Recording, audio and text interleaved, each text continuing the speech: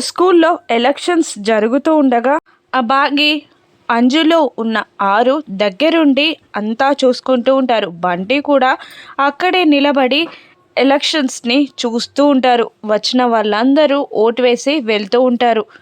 Office రూమ్లో principal రూమ్లో కూర్చొని మనోహరి అదంతా గమనిస్తూనే ఉంటుంది. ఇక అటువైపుగా బాగీకి నిజం చెప్పడానికి వస్తున్న ఆ సరస్వతికి ఒక్కసారిగా మనోహరి ఆరుని చంపడం, తనపై అటాక్ చేసినవన్నీ గుర్తు తెచ్చుకొని నాకేం జరిగినా పర్లేదు, కానీ భాగమతి గారికి నిజం తెలియాలి అని అనుకొని బాగీని వెతుక్కుంటూ వస్తూ ఉంటుంది సరస్వతి.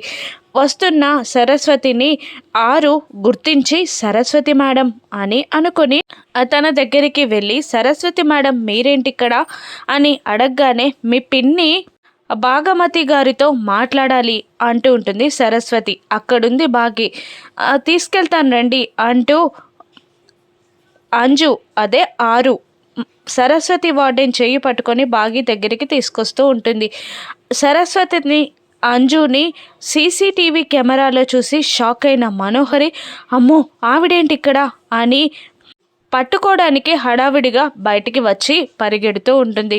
ఇక సరస్వతి బాగీని కలుస్తుందా, నిజం చెప్పేస్తుందా, మనోహరి అడ్డుకుంటుందా? రాను ఎపిసోడ్స్లో చూద్దాం. Thank you for watching.